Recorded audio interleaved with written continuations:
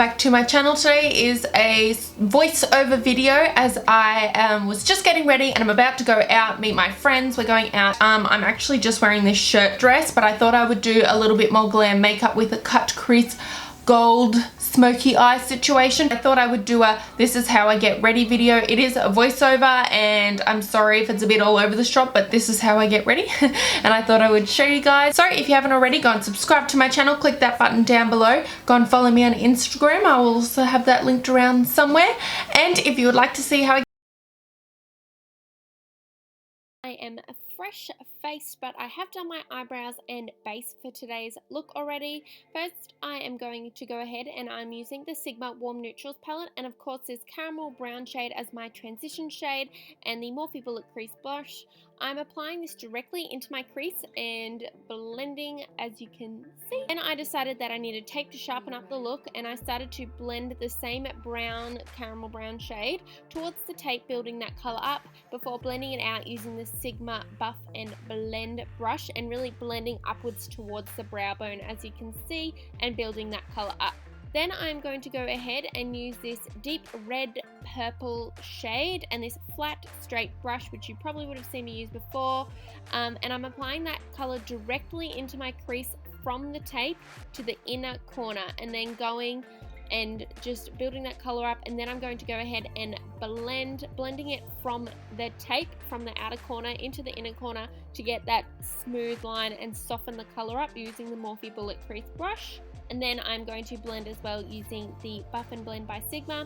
Adding a little more red to the look, I am using the Colourpop Cosmetics Super Shock Shadow in Drift using the same flat stiff brush, and I'm applying this into my crease just in the outer corner of my eye, as you can see, and then blending it out again. It only sort of went a quarter of the way in.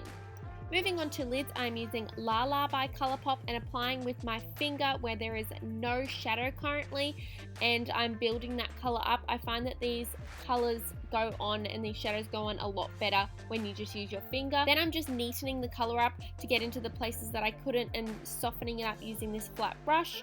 Then I'm going back in with the same purple red color and patting the color along my outer lash line and along the tape and connecting it into the crease. Then using Mittens by Colourpop, I decided to deepen up the outer corner and crease color a little more, as you can see, just building up in that outer triangle and then blending it in. Moving on to liner, I'm using this Sigma gel liner. It's probably one of my favorite ever liners. Starting off, of course, creating that line from the outer corner and drawing along the tape, creating that triangle effect and connecting to my lash line. Sorry about the frame, by the way.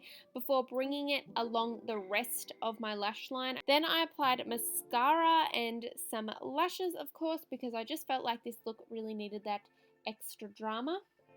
Then I wanted to darken the line and make it a bit more stark by using the Kat Von D and also covering up the lash line, which is so super important.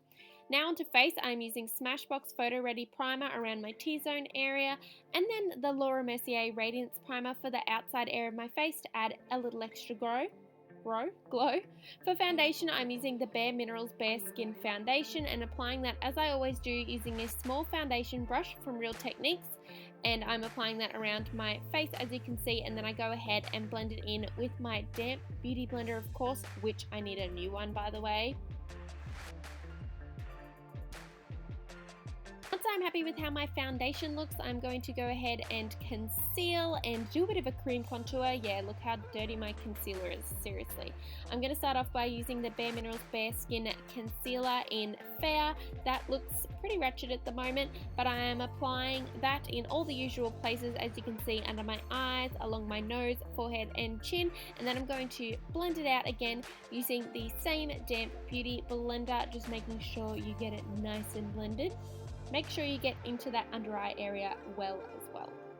Then using my LA Girl Pro Conceal in Chestnut, I'm applying that using my small concealer brush again from Real Techniques to my forehead, and then blending that in with a damp sponge, and then I go ahead and apply it to my cheekbones, because I find that if you leave the product on for too long, it dries out and doesn't blend as well, so that's why I do it in 2 steps.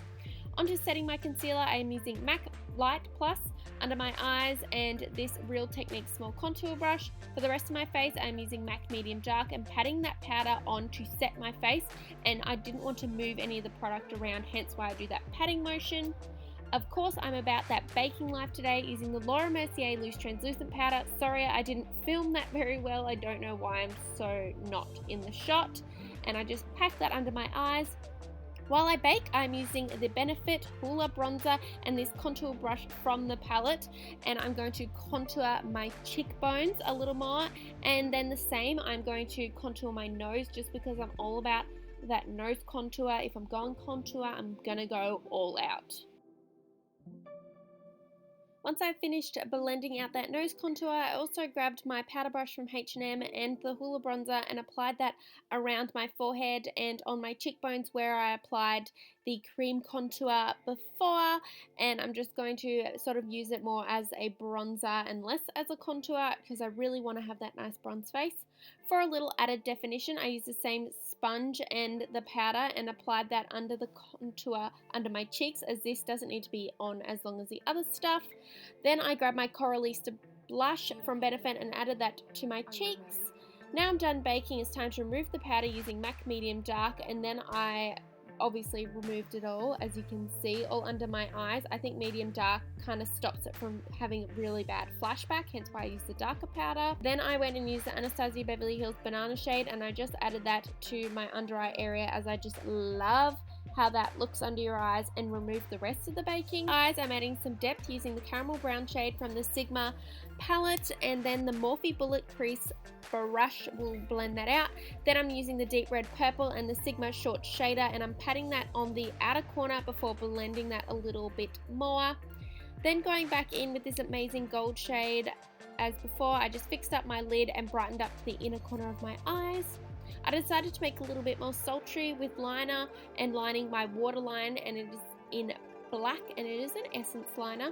Highlighting my life away with my Morphe fan brush, as you can see, and Becca Champagne Pop, going really hard over my cheekbones, along my nose, and also on my cupid's bow. Just wanted to be super glowy, and I also of course put this under my brow. Then I set the rest of my face using MAC Fix Plus, really setting those powders. For lips, I'm using probably one of my favorite combos ever, being MAC Strip Down Liner and my Jeffree Star Celebrity Skin Liquid Lipstick. These give me life. I love them so much. You have no idea. They are my favorite. And then that is it. That is the finished look. I hope you guys like it. Please let me know with a big thumbs up if you did. And in the comments below, of course. Thank you so much for watching, and hopefully I will see you all very, very soon. Bye, guys.